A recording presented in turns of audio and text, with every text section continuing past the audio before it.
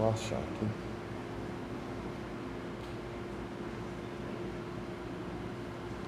Bom, hoje eu estou incumbido de falar um pouco aqui com vocês. É uma grande satisfação vir para essa casa abençoada, que recebe a todos, né, sempre de braços abertos, com muito carinho, muito amor. E hoje nós vamos falar um pouco sobre uma obra de Chico Xavier, escrita por Humberto de Campos, em 1938, chamada Brasil, Coração do Mundo, a Pátria do Evangelho. Mas antes de entrar nessa obra, eu vou fazer fazer um preâmbulo para a gente poder entender o porquê estamos aqui. Porque muitas vezes a gente não gosta muito aliás, muito não, a gente nem gosta de botar o dedo na ferida. E quando a resposta que foi dada, a pergunta que foi feita para um grupo de palestrantes que estavam num congresso, e quem respondeu foi Haroldo Dutra, com muita propriedade, é a entrevista que eu vou tentar relatar aqui, porque num outro momento, Haroldo Dutra faz, eu acho que é em Fortaleza, se eu não estiver enganado, uma palestra que dura quase 3 horas sobre esse assunto. É muito bom, muito legal isso daí. Mas aí, quando eu falo em botar o dedo na ferida, muitas vezes eu já ouvi isso e vou continuar ouvindo, que sobre política, religião e futebol não se discute. E eu falo que não quando não tem conhecimento. Falar aquilo que não conhece não dá. Eu trabalhava em Capivari de ônibus, e foi a época, naqueles 4 anos que eu trabalhei lá, foi a época que mais eu li. Porque, como eu ia de ônibus, eu lia de manhã e lia à tarde no retorno. Mas para que os curiosos não ficassem me perguntando que livro é aquele e querendo discutir comigo no ônibus, eu encapava os livros. Encapava com papel sulfite mesmo, mas um dia uma pessoa sentou ao meu lado e curiosamente falou: "O que o senhor está lendo?" Aí eu mostrei. Eu abri a contracapa, ela viu lá, falou assim: "Ah, o senhor conhece esse homem?" Eu falei: "Não, não conheço, estou lendo um livro dele, um dos livros de um senhor chamado Henrique Rodrigues." E essa senhora me falou: "Nossa, esse homem é muito bom, mas é chato." Eu falei: "Ah, é? O senhor acredita que ele foi num congresso falar sobre a doutrina espírita, e ele fez uma perguntinha: todos aqui são espíritas?" E para ficar bem com o velhinho, todos levantaram as mãos, né? Que eram espíritas, né? Todos, até as 2 mãos, né? Aí ele começou a filtrar as perguntas. E o filtro que ele fez foi em cima da doutrina. Quem já leu o Livro dos Espíritos? Meia dúzia levantou a mão. Quem já leu o Livro dos Médiuns? E foi todos os 5 livros, e apenas aquela meia dúzia levantava a mão. E aí ele falou: "Eu não vim aqui para dar aulas, eu vim aqui para a gente conversar. Mas como é que eu vou conversar com vocês uma coisa que vocês não sabem o que é? Vocês não estudam, e vocês estão se dizendo espíritas, né? Então temos que tomar cuidado com o que a gente fala, né? É a mesma coisa, a grande maioria da população brasileira é católica. Aquele católico que foi levado na igreja no dia do batizado, forçaram-no a fazer a primeira comunhão, mais tarde ele fez o crisma, foi no casamento, e depois do casamento levam.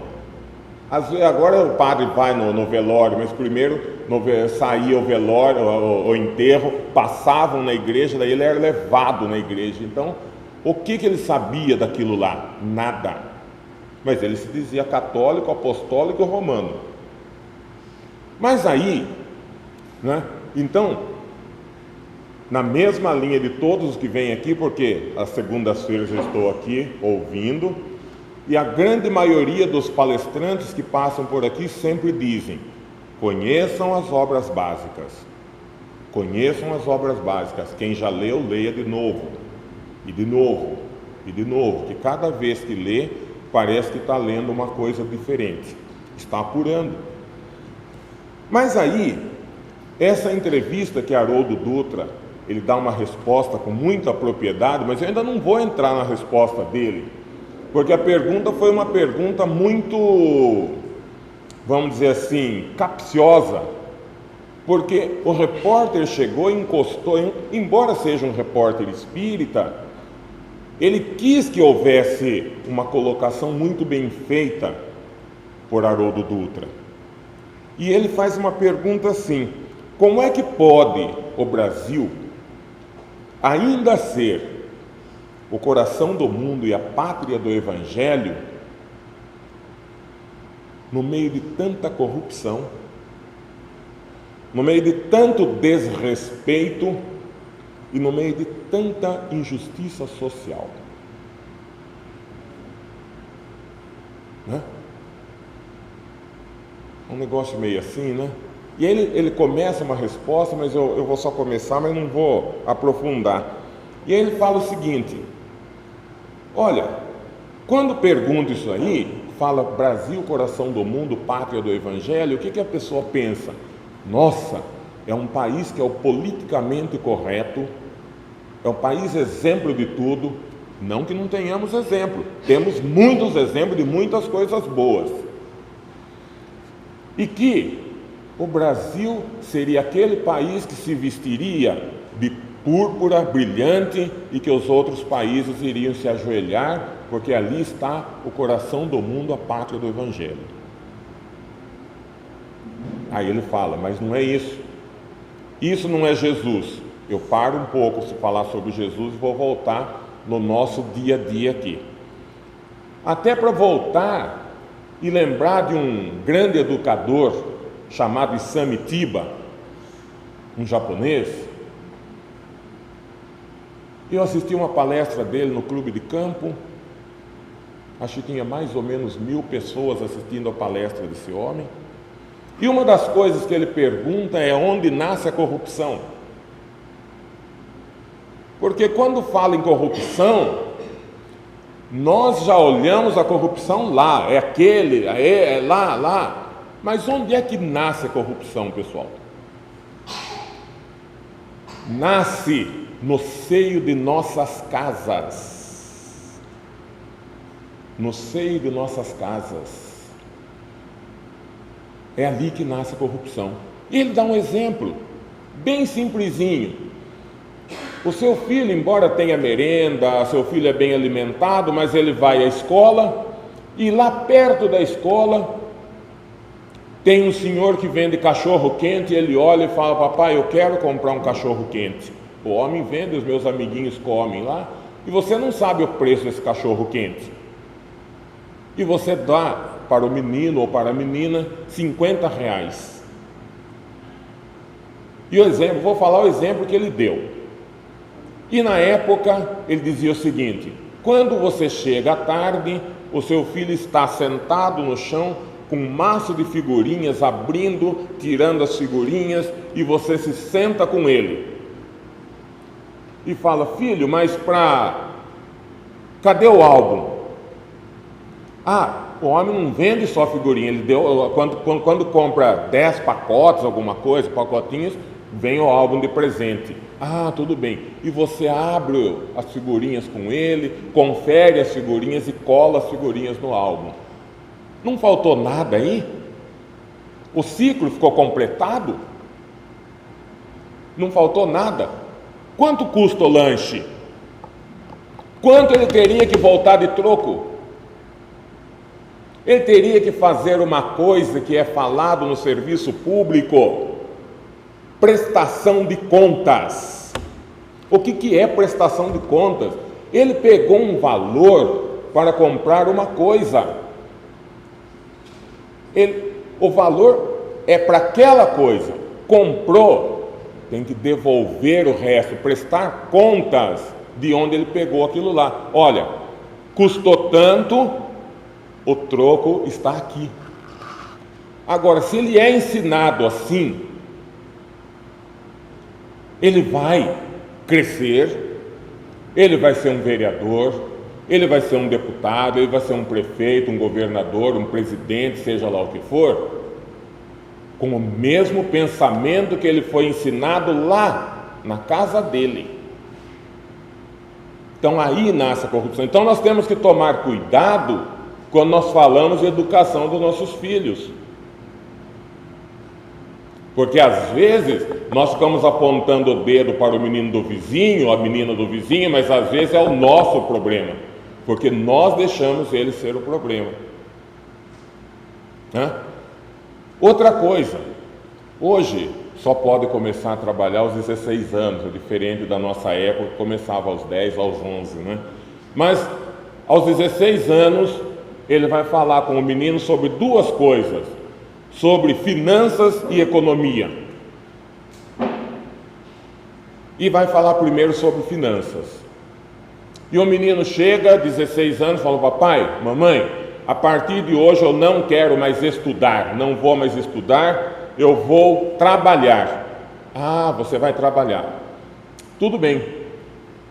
Olha, com você, valores assim, valores fictícios. Com você, eu invisto por mês em você, para você estudar, só estudar sem trabalhar, eu invisto R$2.000 em você. Quanto é que você vai ganhar lá? Eu vou ganhar 1.000. Então, você ainda me dá esses 1.000 e fica devendo 2. E você está falando de finanças. Falou: filho, e a informação do momento? Você vai para o ciclo médio? É interessante que se faça hoje o quê? Um curso profissionalizante, técnico, tecnológico, alguma coisa, porque daí, quando ele for para o superior, ele já tem um serviço que lhe dá uma base para que ele possa custear, né? Aqueles que não têm pais que podem fazer, que possam custear a faculdade dele. Mas ele já é um técnico, um tecnólogo, alguma coisa por aí, que são cursos menores. E aí ele fala: bom, agora vamos falar sobre economia, filho. O que você acha de fazer, de ganhar? O que você ganharia em 30 anos? Porque se você for trabalhar nesse serviço aí, você não vai mudar. Você vai ganhar o equivalente a isso o resto da sua vida. O que você acha em ganhar em 5 anos aquilo que você poderia ganhar em 30? Que depois de formado a perspectiva é melhor. E aí você não tira o seu filho da escola, vai fazer ele caminhar e ser, não é? E aí nós começamos então a mudar os pensamentos. Porque eu fazia, né, eu gosto de fazer perguntas assim, às vezes eu mesmo dou resposta, perguntas provocativas. E quando eu trabalhava, eu falava para meus amigos assim: se você fosse candidato a prefeito, qual seria a secretaria da sua, né? Qual secretaria você colocaria como primeira? Um falava: educação. Eu falava: educação, legal, tem que ter educação, lógico. E você? Eu acho que segurança. Legal, segurança também. Outra, saúde. Esperava, e a palavra que eu queria que eles falassem não vinha. E a palavra era emprego e renda. E eu dizia para eles: pessoal, o que a pessoa faz quando ela tem dinheiro no bolso? É lógico que é um conjunto. Não é só educação, não é só saúde, não é só segurança, não é só emprego e renda, é um conjunto. Mas o que qualquer um faz? A mocinha está parada na frente da loja lá com as mãozinhas para trás, uma perna na frente da outra lá, ela não vendeu um aparelho sequer durante o mês, não ganhou nenhuma comissão.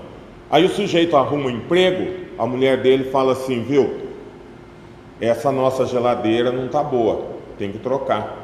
Vai no comércio, compra uma geladeira, faz girar a economia. esse nosso jogo de quarto aqui já está feinho, velho, não vamos trocar? Quando vê, está girando.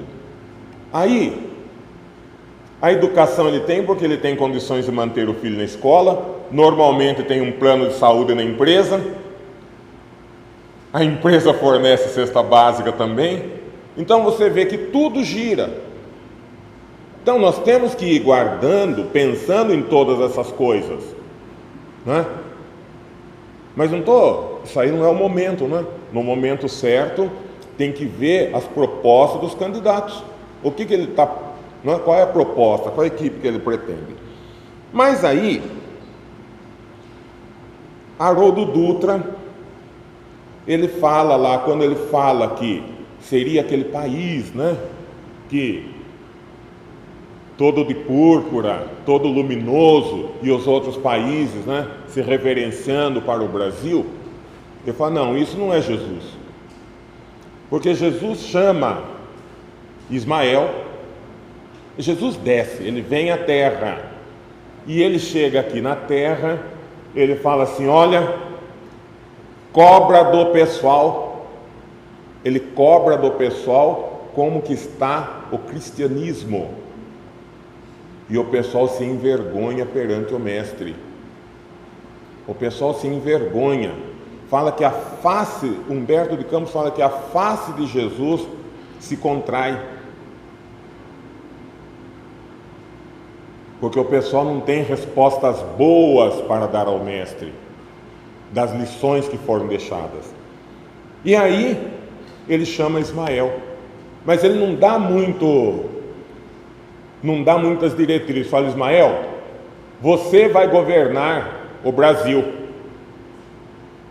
E Ismael vem e vê que não consegue. E Ismael pede uma reunião com Jesus.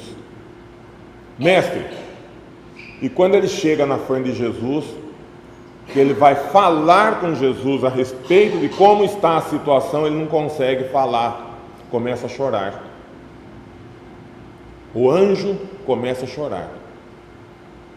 E o mestre fala, mas Ismael, eu ainda não passei as lições para você. Eu não passei o que eu quero. Eu quero que você pegue, vá nos piores lugares da terra e pegue lá as piores pessoas, as piores. Vá a Portugal e pegue um pessoal lá e traga para o Brasil, os piores. Traga para o Brasil. Pegue a contribuição da África, pegue todos os sacerdotes que durante 3 ou 4 mil anos erraram, pisaram na bola, pegue os políticos mais corruptos da face da terra e leve todos para o Brasil. Aí Ismael se encolhe cada vez mais. Oh, poxa, mas se eu vim falar para ele que do jeito que está ruim, imagine eu trazendo todo esse pessoal. Mas Ismael cumpre a vontade do mestre. Mas ele fala, mestre, o senhor quer que eu pegue todo esse pessoal e leve para o Brasil, mas aí vai ficar ruim a situação, não vai funcionar, não vai dar certo. E Jesus acalma Ismael e fala assim, Ismael, o Brasil, ele é um grande hospital, porque eu não vim para os sãos, eu vim para os doentes, e leve todos esses doentes lá, que é lá que nós vamos recuperá-los. E aí Ismael sai e traz todos nós para cá, né? Todos nós. Aí um pensa assim, eu sou melhor. A outro, eu também sou melhor. Melhor em quê? Né? Melhor em quê? Mas, uma novidade, estamos nos recuperando, né? Estamos nos recuperando, graças a Deus. Por quê? O que? 2 exemplos que Haroldo Dutra dá nessa entrevista que ele fala lá, a respeito do Brasil, coração do mundo e a pátria do Evangelho, ele só dá 2 exemplos. Ele fala que um espírito que estava muito ruim que não poderia mais reencarnar em outro lugar, mas como o Brasil nascente, ele reencarnou lá e veio para cá, e trabalhou. José de Anchieta. José de Anchieta fez uma parte, desencarnou e encarnou novamente no Brasil como Fabiano de Cristo. E aí ele fala, pergunte para ele se não é um lugar de regeneração. E o outro é Manuel da Nóbrega, que já estava cansado de mandos e desmandos, também quis seguir o exemplo da antiga esposa e veio para o Brasil, e mais tarde passou a ser o Emmanuel. Então, e ele só dá esses dois exemplos, mas muitos outros já se regeneraram no Brasil. E por que eu não quis ficar falando de estatística, essas coisas todas? Porque no começo da resposta, ele começa a falar um pouco sobre estatística, sobre mapa de violência, essas coisas. Eu não quis enfocar nisso aí, porque eu acho que não é o caminho, não seria o caminho nosso aqui. Mas a gente se conscientizar de que se nós, já viemos de um outro lugar, onde nós não poderíamos, porque nós estamos muito atrasados, nós não poderíamos reencarnar naqueles outros países, e nós viemos para cá. E aí eu fico imaginando o seguinte: muitas vezes para nós, tudo do vizinho é melhor que o nosso, né? O vizinho compra um carro, a gente tem o carro da gente, olha e fala, nossa, o do vizinho é melhor que o meu. A casa do vizinho é mais bonita, o bairro do vizinho é mais bonito, é melhor, mais seguro que o nosso. Tudo dos outros é melhor. E aqueles que têm mais condições, aqueles que viajam, saem, por exemplo, das praias do sul aqui, das praias do sudeste, por exemplo, as praias do nordeste, as praias do sul, lá sim. E aqueles que podem ir para fora do Brasil, nossa! Pessoal, esse pessoal já passou pelas situações que tiveram que passar. Nós temos que construir o nosso. E nós temos que dar valor ao nosso. Que nós não damos valor àquilo que é nosso. Eu me lembro de um comercial que tinha, faz tempo, acho que poucas pessoas aqui podem se lembrar desse comercial, onde o homem viajava para o exterior e ele trazia um carrinho de controle remoto e chegava na alfândega, o funcionário chegava e falava assim, quando o funcionário pegava e olhava assim, ele falava, olha, por favor, deixa eu levar para o meu filho. E o funcionário da alfândega pegava e virava o carrinho e falava para ele assim, mas precisava ir tão longe, made in Brasil, fabricado no Brasil, né? Era vendido no Brasil, só que ele não conhecia o país dele, ele não sabe que no país dele faz coisas bonitas, né? Ele tem que ir lá fora, tem que buscar lá fora. Então o que ele pagou tudo lá, sendo que aquilo ia encontrar o mesmo material por um preço bem mais barato, mas ele não conhece o país dele, né? Então, aqueles que têm mais condições ainda, eu já ouvi isso aí, é meu filho. E isso é uma prática antiga, porque na época do Brasil colonial mesmo, os melhores advogados estudavam onde? Em Coimbra. Ah, o meu filho, mandei para Coimbra, Portugal. Aí voltava lá o doutor formado em Coimbra. E até hoje, muita gente, não estou criticando isso, muita gente, e tem gente que não foi e diz que foi. Situações do sujeito que não foi a Harvard, coloca no currículo que foi a Harvard. Mas para que fazer isso? Seja sincero com você mesmo. Para que inventar, colocar uma coisa que ele não fez e depois ser desmascarado?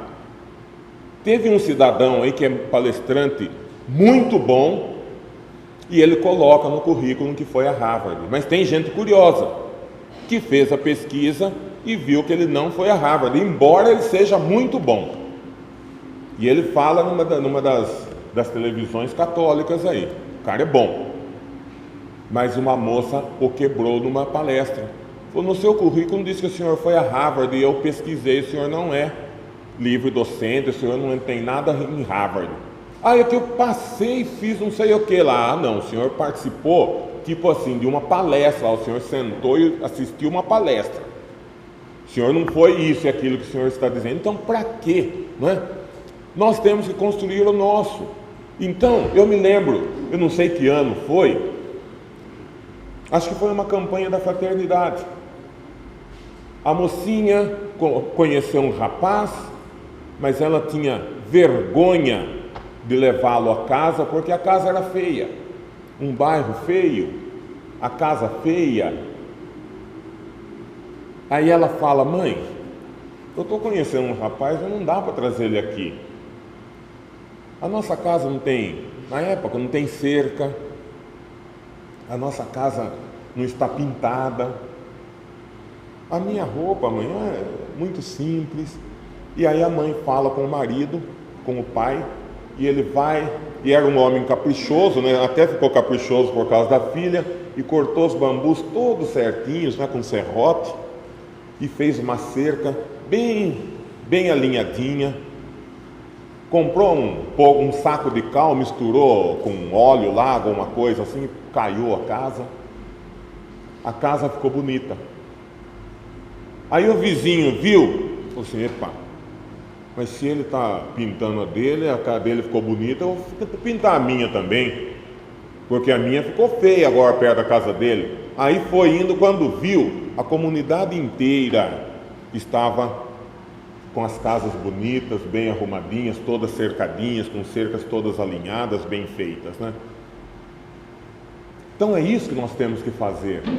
Quando nós demos valor àquilo que é nosso, ao nosso país, ao nosso povo, à educação dos nossos filhos, como tanto Isamitiba batalhou, acho que escreveu 22 ou 23 livros sobre educação.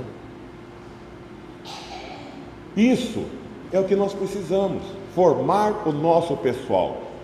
Porque se nós não formarmos o nosso pessoal hoje, lá na frente, eles mesmos sofrerão o que nós estamos sofrendo no momento. Certo?